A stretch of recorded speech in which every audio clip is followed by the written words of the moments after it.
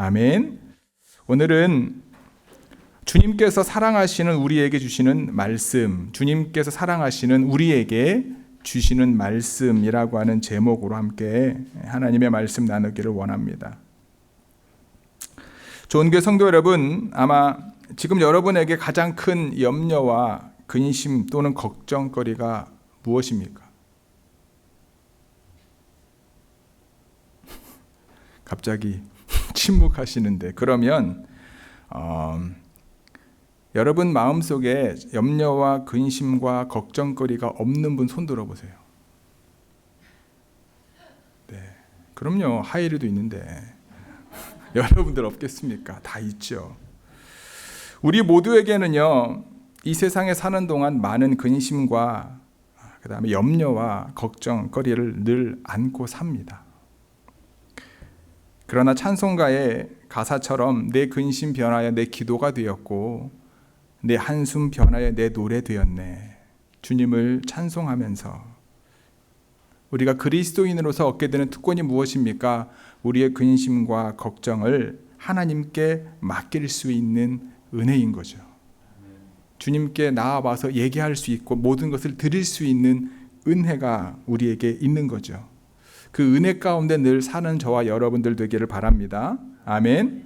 근데 여러분, 세상이 주는 모든 근심과 걱정은 하나님께 다 드려야 되는데요, 한 가지 우리가 늘 고민하고 염려하고 근심해야 될 게 있습니다. 그게 뭐냐면, 어떻게 살아야 날마다 주님께 기쁨이 되고 주님께서 다시 오실 때 주님께 인정받을까? 어떻게 살아야 이러한 삶을 살아가야 될까? 여러분, 이거는 고민해야 돼요. 걱정해야 됩니다. 내가 정말로 제대로 된 믿음 생활을 하고 있는지, 이건 여러분, 이것까지 하나님께 드리면 안 돼요. 그거는 여러분들의 몫이에요. 그게 주님이 말씀하시는 자기 십자가의 의미다라는 거예요. 오늘 본문은요, 사도 바울이 오늘 본문을 통해 우리에게 그러면 어떤 삶을 우리가 살아가야 될지에 대해서, 하나님이 기뻐하시는 삶, 하나님이 사랑하시는 하나님의 자녀에게 주시는 말씀이 무엇인지 사도 바울이 데살로니가 교회 교인들에게 주신 말씀을 통해서 오늘 함께 나누기를 원합니다. 주님께서 사랑하시는 저와 여러분들에게 주시는 말씀은 첫 번째 뭐냐면요, 믿음의 공동체 안에서 서로를 통해 하나님께 감사하라는 거예요. 같이 읽어볼까요? 시작. 믿음의 공동체 안에서 서로를 통해 하나님께 감사하라는 거예요. 사도 바울은 그가 데살로니가 교회 성도들을 생각할 때 하나님께 감사할 수밖에 없는 일들을 가지고 데살로니가 교회 성도들을 위로하고 격려하였습니다. 그가 하나님께 감사할 수밖에 없는 것은요, 하나님께서 처음부터 이방인이었던 그들을 택해 주셨다라고 하는 사실이에요. 유대인들의 시각으로 보면, 유대인들이 믿는 하나님의 신앙으로 바라보면 데살로니가 교회에 살고 있는 사람들은 절대로 구원받을 수 없는 존재들인데, 바울이 깨닫게 된 복음의 은혜가 무엇입니까? 유대인들만이 아니라 예수님을 믿는 모든 이들에게 하나님의 구원의 은혜가 임하는데, 이 구원의 은혜는 하나님이 중간에 마음이 바뀌어서 생긴 것이 아니라 태초전 처음부터 예정하신 거다. 처음부터 예수님을 구주로 믿는 모든 이들이 믿게 된 구원의 은혜가 있는 거다라는 거예요. 데살로니가 교회 그 교인들에게 얘기하는 거예요. 그러한 하나님의 은혜와 선택하심이 너희들에게 있었다. 그 말은 뭐예요? 그들이 예수님을 믿는 삶을 살았던 거죠.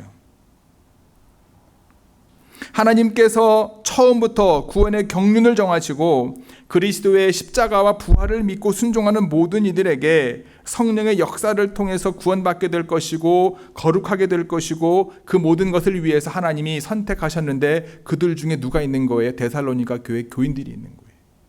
그것에 바울은 감사하는 거예요. 그리고 주님께서 다시 오실 때 주님께서 누리실 영광을 함께 누리도록 예정하시고 선택하셨다라는 거예요. 하나님의 구원은 성령에 의해서 거룩하게 되고요, 진리에 대한 믿음을 통해서 이루어짐을 잊지 마시기 바랍니다.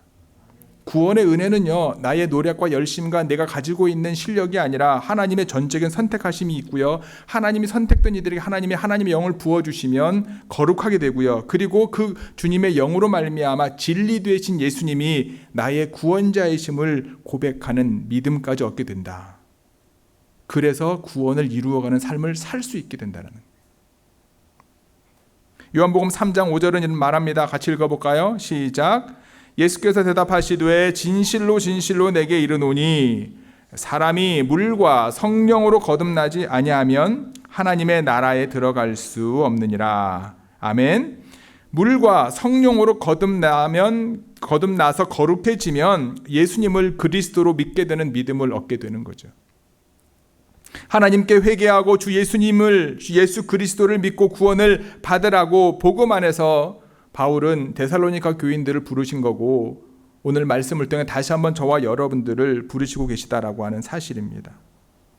사도 바울은 유대인 신분으로 전통에 따라 그동안 무시했던 이방인들까지도 구원받을 수 있는 은혜를 주셨음을 분명히 말하고, 그들의 삶을 통해서 하나님께서 영광 받으실 것이라고 하는 믿음, 그들의 삶을 통해 하나님 앞에 감사하는 거예요. 여러분, 믿음 생활 제대로 하지 않는데 그들을 바라보고 감사할 수 있을까요? 쉽지 않죠. 그렇죠? 오히려 책망하고 바른 길을 갈 수 있게끔 그들에게 바른 길을 이해하게 하겠죠. 특별히 우리가 읽진 않았지만 데살로니가 이제 후서 1장, 2장, 3장, 특히 2장 앞부분에 보면 그 당시에 어떤 게 있었냐면 이제 재림에 대한 잘못된 어떤 신앙이 데살로니가 교회 안에 있었어요. 그게 뭐냐면, 여러분, 데살로니가 후서가 쓰여질 당시는요, 예수님이 돌아가신 이후에 50년이 채 되지 않았어요. 20년, 30년쯤 되었을 때 이 말씀이 쓰여졌단 말이에요. 그러면 상상해 보세요, 여러분. 예수님이 돌아가시고 20년밖에 안 지났어요. 예수님과 함께 동거동락했던 제자들 몇 살쯤 됐을까요? 그들이 20대 주님을 만났으면 40대, 그렇죠? 30대 주님을 만났으면 50대. 그러면 생생하게 예수님이 말씀하셨던 것, 예수님이 살았던, 예수님이 죽으시고 부활한 모든 것들이 다 그들의 어떤 삶 가운데 편지와 입술을 통해 증거되어질 수 있는 그 시점이었다라는 거예요. 그러다 보니까 어떤 상황이 발생하냐면, 주님이 마지막 뭐라고 말씀하십니까? 내가 올라간 그대로 올 거다. 그러다 보니까 내가 재림 예수다라고 하는 잘못된 신앙이 그들 안에 있었고, 그런 잘못된 신앙 때문에 교회 안에 어지러워지는 거죠. 왜냐? 주님이 다시 오는데 왜 우리가 이렇게 열심히 살 필요가 있냐? 그런 데살로니가 교인들에게 말하는 거예요. 그거에 넘어가지 않고. 사도 바울이 얘기하거든요. 주님이 다시 오실 분명한 그 증표가 있다. 언제 오실지 모르지만 그 말씀들이 이제 오늘 본문 앞절 12절까지의 말씀들이거든요. 그런데 데살로니가 교회 교인들을 향하여 너희들의 삶을 보고 그런 거에 넘어가지 않고 믿음 안에 하나님이 원하시는 복음의 진리 가운데 사는 그들의 모습을 바라보고 사도 바울은 감사하다. 저는 이번 이제 부흥회 때 박 목사님이 오셨다가 가신 이후에 어떤 마음이었을까, 그런 생각을 잠시 해보게 됩니다. 여러분들을 보고 박 목사님이 뭐라고 생각할까요? 본인이 있을 땐 사람이 많았는데 사람이 없어서 마음 가운데 불편했을까요? 저는 힘들고 어려운 중에 믿음을 지킨 여러분들을 격려하고 다시 복음으로 다시 일어서자, 그 말씀을 주셨다고 믿습니다. 그리고 나는 나를 부르신 곳에 가서 열심히 목회할 테니까 여러분들은 하나님이 부르신 이 자리에서 하나님의 교회를 세워라, 이 마음을 주지 않았을까? 우리에게 주어진, 하나님이 박 목사님이 오셔가지고 저를 바라보시고 여러분들을 바라보시면서 그런 감사함이 있지 않았을까? 우리가 서로를 바라볼 때 그러한 모습이 있냐라는 거예요. 바울이 데살로니가 교회 교인들 향해 그런 걸 보는 거예요. 여러분 한번 좌우를 보세요. 옆에 좌우를 보세요. 옆에 있는 분을 보시고 감사한 마음이 생깁니까?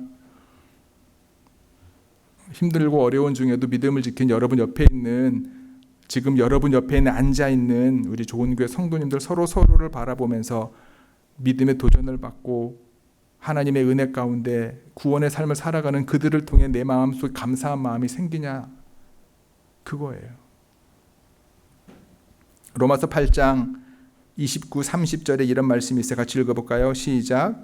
하나님이 미리 아신 자들을 또한 그 아들의 형상을 본받게 하기 위하여 미리 정하셨으니 이는 그로 많은 형제 중에 맏아들이 되게 하려 하심이니라. 또 미리 정하신 그들을 또한 부르시고 부르신 그들을 또한 의롭다 하시고 의롭다 하신 그들을 또한 영화롭게 하셨느니라. 아멘. 우리가 받은 구원은 놀라운 축복입니다. 은혜입니다. 하나님의 선택도 성령의 거룩하게 하심도 복음의 진리를 믿을 수 있는 믿음을 얻게 된 것도 하나님의 부르심에 응답한 것도 장차 얻을 부활의 영광, 이 모든 것이 하나님이 주시는 복과 은혜다라는 거예요. 그 자리에 함께함의 은혜가 얼마나 귀한지 바울은 데살로니가 교회 성도들이 이와 같은 복을 받았고 서로를 통해 하나님 앞에 감사의 고백을 드릴 수 있었다라는 거예요.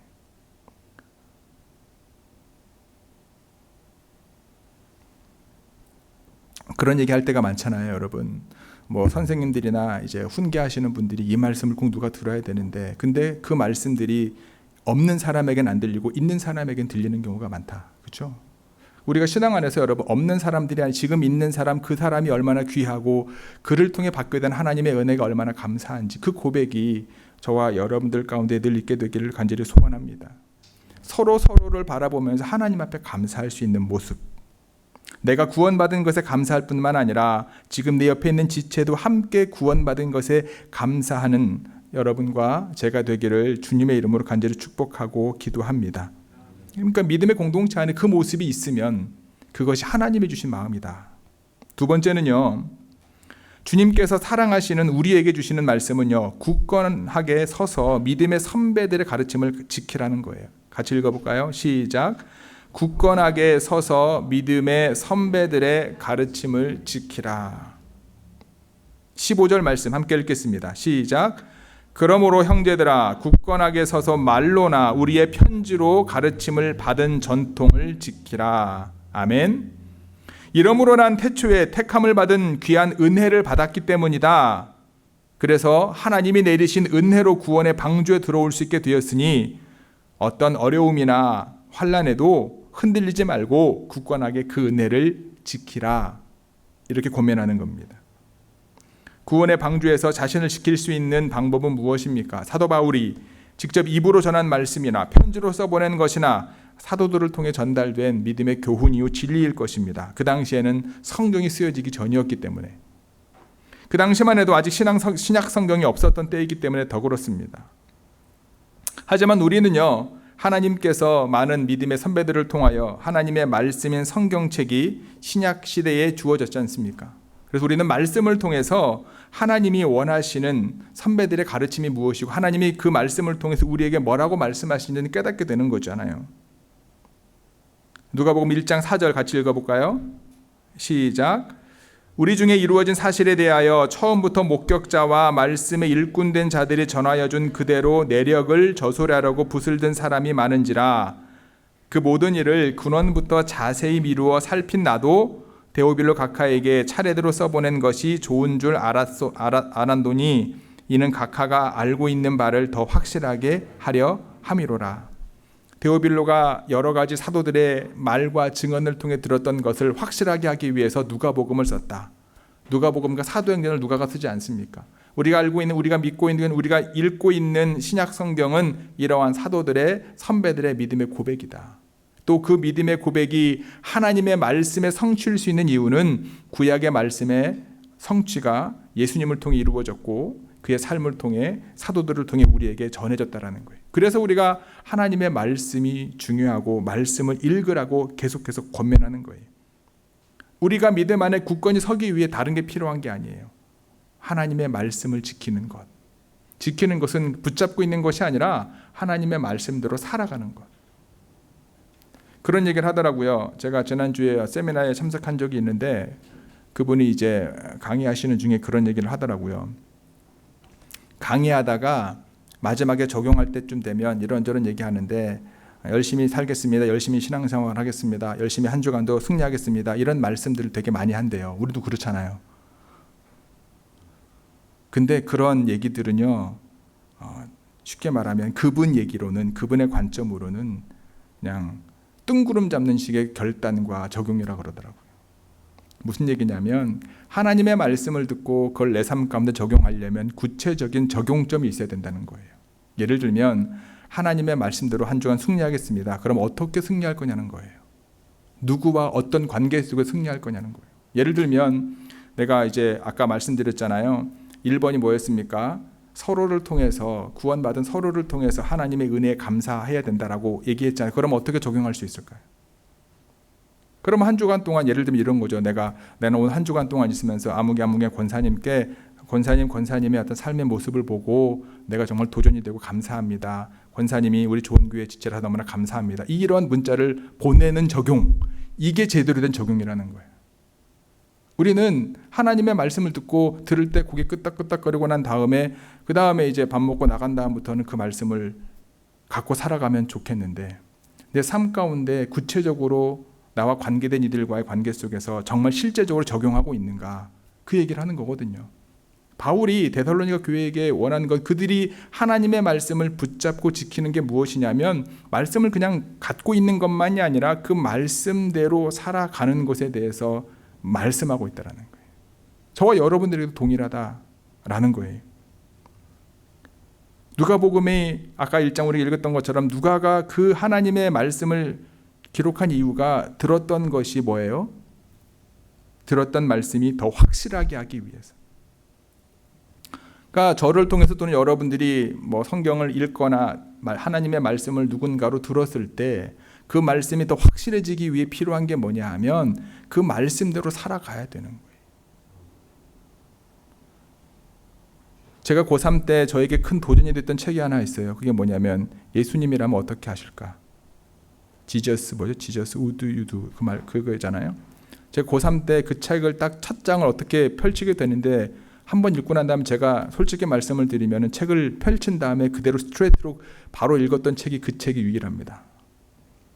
너무나 저에게는 엄청난 도전이었어요. 근데 그 책이 지금도 저의 서재에 꽂혀 있습니다. 큰 어떤 결정을 내릴 때마다 그 책을 다시 읽게 됩니다. 그 책에 보면 다른 게 없어요. 예수님이라면 어떻게 하실까? 그 질문을 던져보자라는 거잖아요. 근데 거기 나와 있는 사람들에 보면 그 당시에 그 운동을 일으킨 교회에 나왔던 성도들, 직분자들, 그 지역의 뭐 우체국장이라든가 편집장 이런 유명한 사람들이지 않습니까? 그들이 정말 예수님에는 어떤 결정을 내릴까 해보니까 본인의 삶 가운데 적용하기 너무 도전적인 거예요. 하지 말아야 될 일들, 예를 들면 기사에 넣지 말아야 될 기사들, 그 다음에 사람들과의 관계 속에서 너무 자기가 기업의 이익만을 위해서는 그걸 또 절제해야 되는 것들, 이런 것들이 너무나 많은 거예요. 근데 예수님이 라면이라고 하는 그 질문을 던지고 사는 삶 가운데서 그 지역이 변화되어지고 하나님의 역사를 경험하게 된 내용이 기독교 소설이거든요. 쉽지 않은 거 분명합니다. 그런데 정말 예수님이라면 내 삶 가운데 오셨다면 이 상황 가운데 할 결정을 그 결정대로 살아갈 수 있는지, 적용이 바로 그런 거다라는 거예요. 바울이 데살로니가 교회 교인들에게 말하고자 하는 게 뭐냐 하면 너희들이 나로부터 들었던 말씀, 그리고 믿음의 선배들로부터 들었던 삶의 모습을 듣고 붙잡고 그 말씀들을 순종하며 살아라. 그것이 하나님이 사랑하는 우리에게, 저와 여러분들에게 주시는 말씀이다라는 거예요. 가장 안전한 신앙은요, 여러분, 성경 말씀대로 순종하며 실천하는 신앙입니다. 분석하고 해석하려고 애쓰는 것이 아니라 하나님의 말씀을 읽었을 때 그 말씀이 나에게 주시는 믿음과 은혜대로 순종하면 되는 거예요. 그것은 교회 안에서의 삶과 내 삶의 자리에서의 삶과 동떨어지지 않아요. 조금 다를 수는 있겠죠. 근데 동떨어지진 않아요. 예전에 제가 하와이에서 목회할 때 우리 큰애가 초등학교 5학년 때 저한테 이런 얘기 한 적이 있어요. 아빠 왜? 그랬더니 아빠는 교인들한테 대하는 거하고 자기한테 대하는 거랑 다르다는 거예요. 그래서 왜 다른데 물어봤어요, 제가. 근데 큰애가 뭐라고 그러는 줄 아세요? 아빠는 교인들하고 얘기할 때는 다 들어준대. 노라는 얘기가 없고 다 들어주고 다 예스래. 그런데 너희들한테, 근데 우리한테 할 때는 아빠 잘못한 것도 얘기하고 이 얘기하고 저 얘기하고 너무 뭐라 그러지, 요구를 많이 한다는 거예요. 그 얘기를 듣고 나니까 틀린 말이 아니죠. 아닌가요? 그래서 그래, 그 말을 맞는 것 같은데, 오케이, 알았어, 경봉아. 근데 경봉한테 물어봤어요. 그러면 나 다시 한번 질문할게. 만약에 경봉아, 너희들한테 대하는 것처럼 만약에 교인들한테 대하면 교인들이 교회에 올까 안 올까? 물었어요. 그랬더니 이놈이 곰곰이 생각해 보더니만은 안 올 것 같아. 그럼 어떻게 해야 되니? 그랬더니 그냥 그렇게 하시래. 근데 결론이 뭐냐면, 근데 경봉아, 네 말을 아빠가 이해했으니까 이제 너희라고 대화할 때도 너희들 얘기를 들어주려고 아빠가 노력할게 라고 얘기를 했어요. 삶의 적용이라는 게 다른 게 아닌 거예요. 교회 안에서의 우리의 말과 행동, 그리고 내 가정에서나 직장에서나 어떻게 적용할 건지는 여러분 큰 변화를 얘기하는 게 아니라, 바울이 데살로니가 교회 교인들한테 얘기하는 게 그거거든요. 예수님이 어떤 삶을 살았는지, 그것이 우리의 삶의 본으로 어떻게 보여줘야 될지를 분명하게 얘기하고 있다. 진정한 하나님의 은혜를 깨달은 사람은 여러분, 교회에서나 가정에서나 직장에서나 모든 사람들과의 관계 속에서 하나님의 은혜가 흘러갈 수밖에 없다라고 하는 사실을 기억하시기 바랍니다. 그래서 사진 하나 볼까요? 사진 한 장, 여러분 이 사진 보신 적 있으신가요? 잘 보이시나요? 여러분 이 사진 혹시 인터넷에서 보신 적 있으세요? 이건 사진만이 아니라 아마 20, 30년도 아니고 제가 이제 어렸을 때, 그러니까 중고등학교 시절에 이런 사진들을 아마 여기저기서 많이 찍었을 거예요. 그렇죠? 근데 여러분, 제가 이 사진을 딱 보고 난 다음에 저희 교회 이제 그 구글 드라이브에 있는 데서 열심히 사진을 찾았어요. 어떤 사진을 찾고 싶었냐면, 우리 한유리 집사님이 유민이 없고 반주하는 사진을 찾고 싶었어요. 사실이죠, 그거는 팩트죠. 근데 김민호 선생님 그런 사진을 찍었어야지. 여러분, 제가 왜 이 사진과 한유리 집사님 사진을 찾다 못 찾았는지 이 얘기를 하냐면, 여러분 자녀들에게, 다음 세대에게 어떠한 모습으로 남길 원하시냐 이거예요.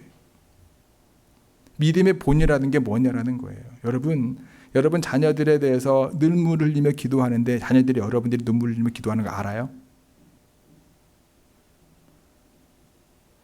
알아도 주님께로 온전하게 돌아오는 게 쉽지가 않은데 아냐고요. 여러분들이 하나님 앞에 예배드리는 기쁨으로 하나님을 찬양하고 예배드리는 걸 애들이 아냐고요.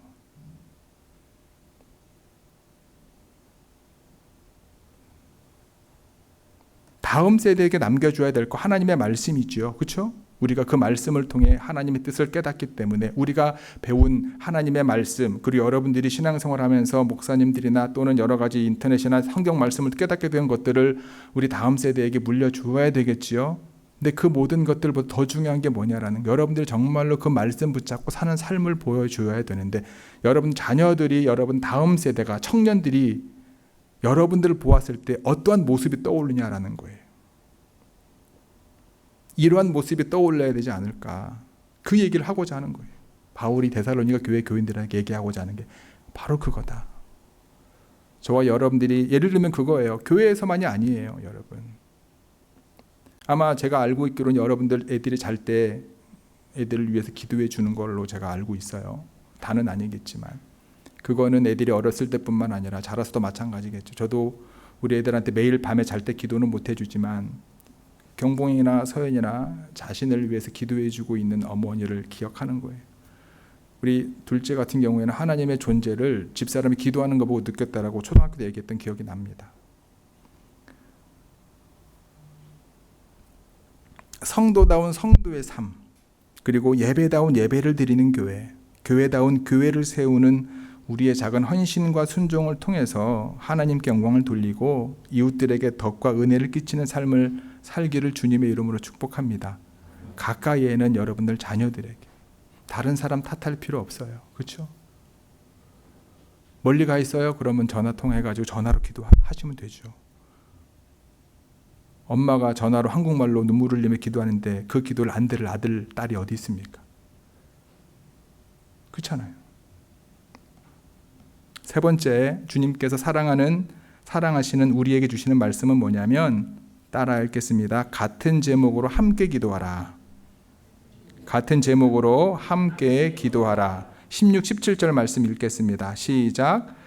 우리 주 예수 그리스도와 우리를 사랑하시고 영원한 위로와 좋은 소망을 은혜로 주신 하나님 우리 아버지께서 너희 마음을 위로하시고 모든 선한 일과 말에 굳건하게 하시기를 원하노라. 아멘. 여기 보면 May our Lord Jesus Christ 나오죠. 하나님께 기도하는 거거든요. 기도를 올려드리는 모습입니다.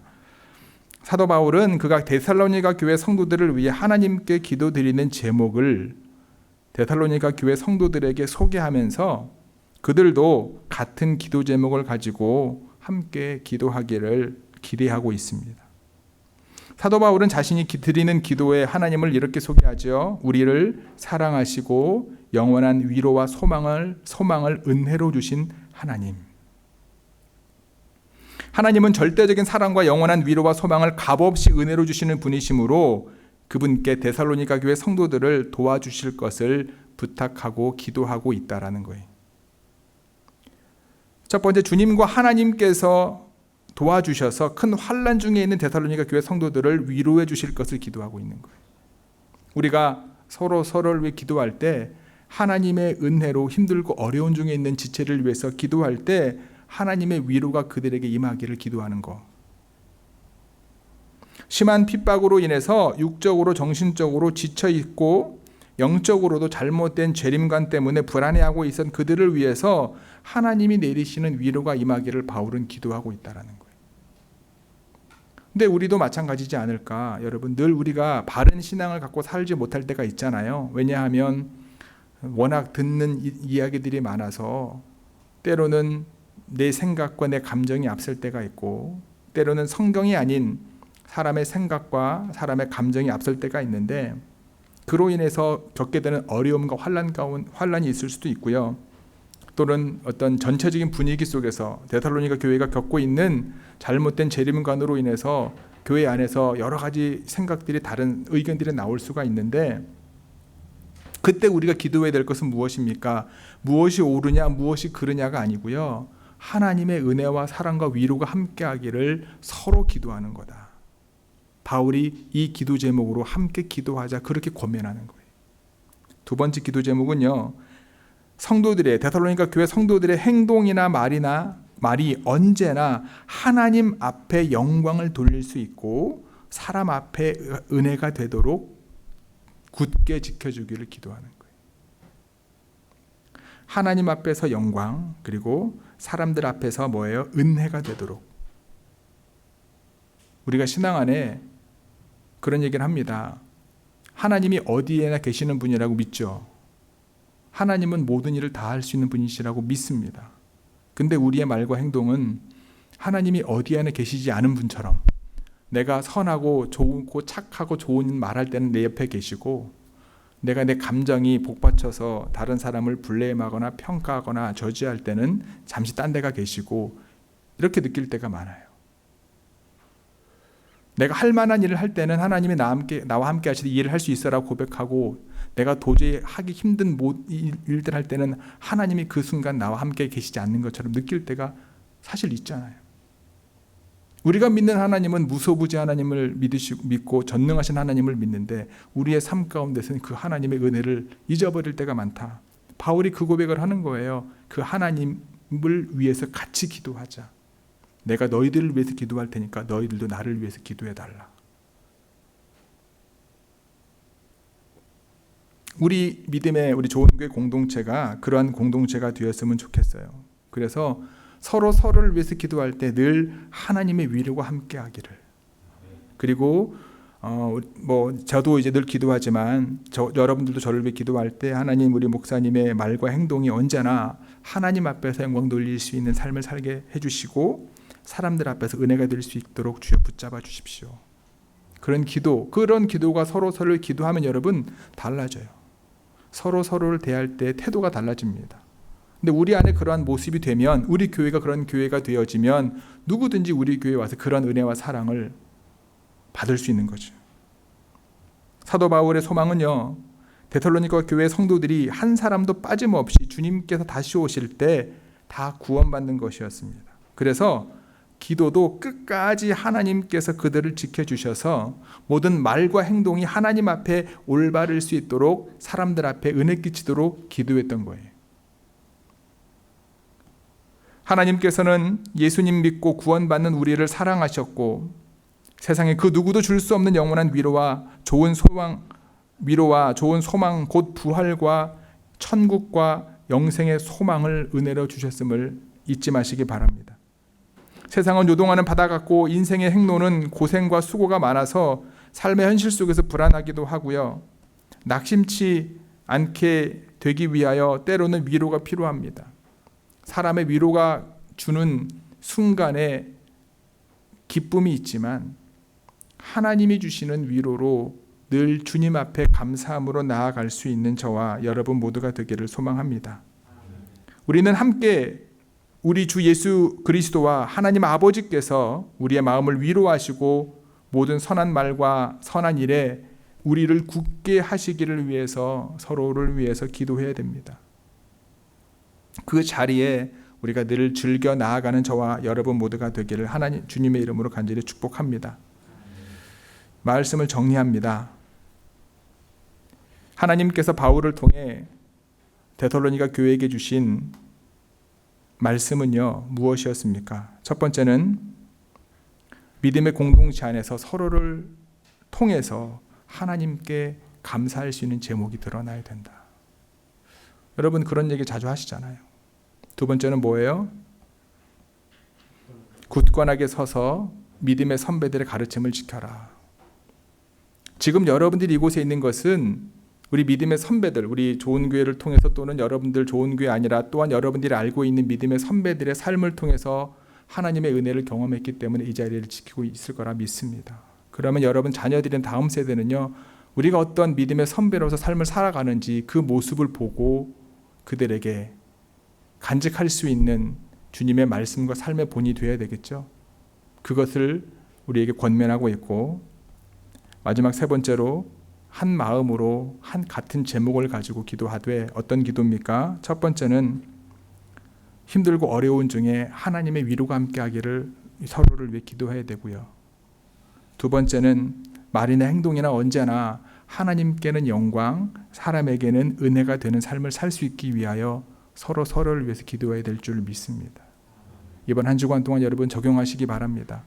기도학교 이게 아니라 여러분들 이번 한 주간 단 한 번이라도 누군가를 위해 기도할 때 이 기도 제목을 가지고 기도하시고 그 기도 가운데 주시는 하나님의 놀라운 은혜가 저와 여러분들 삶 가운데 있게 되기를 주님의 이름으로 간절히 축복하고 기도합니다.